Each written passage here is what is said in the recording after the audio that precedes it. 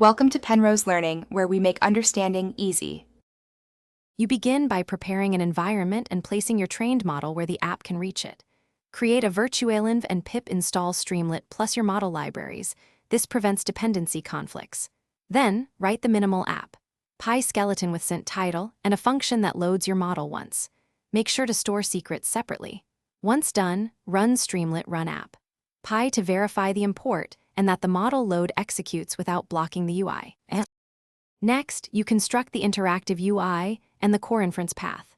Add sent text input or sent file uploader and controls for temperature, top K, or batch size so users can tune results.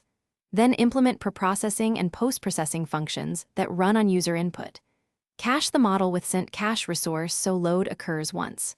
For throughput, add simple batching or debounce logic and show progress with sent spinner. Make sure to validate inputs and keep inference synchronous, unless you explicitly use async workers. Finally, you prepare deployment and validate behavior under load.